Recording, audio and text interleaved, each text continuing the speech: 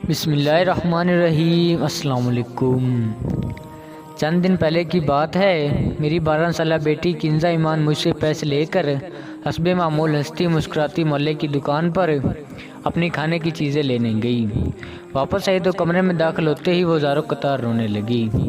उसे रोता देखकर मैं हक्का बक्का रह गया। मैंने हैरान होकर पूछा, क्या हुआ बेटा, क्यों रो रही हो? मगर वो दोनों हाथों से आंखें मलते हुए मोटे मोटे आंसू बहाती मुसलसल रोए जा रही थी।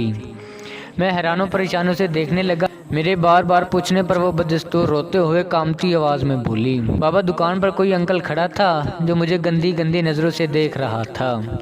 ये कहते ही वो और भी बलक बलक कर रोने लगी।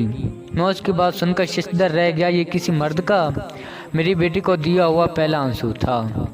मैंने आंसू बहाती अपनी बेटी किंजा ईमान को गौर से देखा जो रोते हुए कामती जा रही थी और मुझे मजलूमों की तरह रहम तलब नज़रों से यूं देख रही थी कि बाबा मुझे हस्बे मामूल अभी गले लगाकर खूब प्यार करेंगे और हौसला देंगे। मगर सच्ची बात यह थी कि मैंने बेटी को ना तो गले लगाकर प्यार किया और ना ही दुकानदार के पास भागा भागा गया कि देखो तो वो कौन घटिया अंकल था, क्योंकि मेरे दिमाग में कुछ और ही चल रहा था।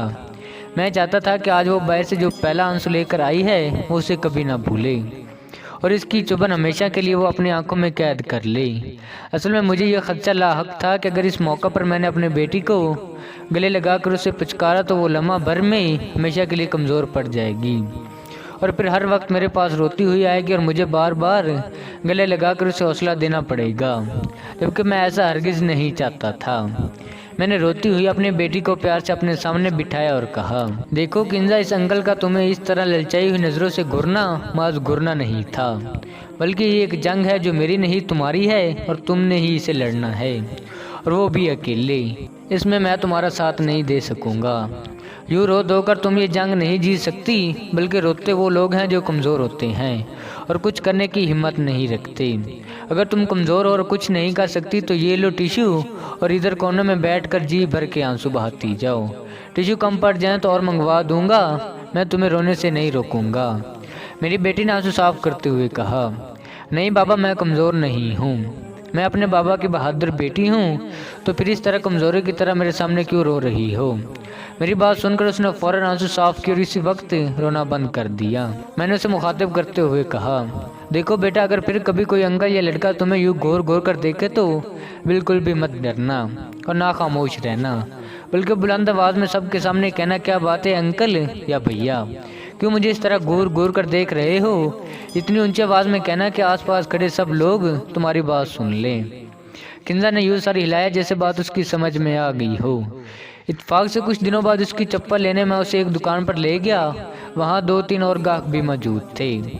मैं बेटी के लिए चप्पल देखने में मैब हो गया कि अचानक दुकान पर मेरी बेटी की आवाज़ गूंजी, भैया आप क्यों मेरी तरफ बार बार देख रहे हैं? मैंने चौंक कर देखा तो मेरी बेटी साथ ही खड़े एक 20-22 साल लड़के से मुखातिब थी जो यकीनन जूते खरीदने आया था।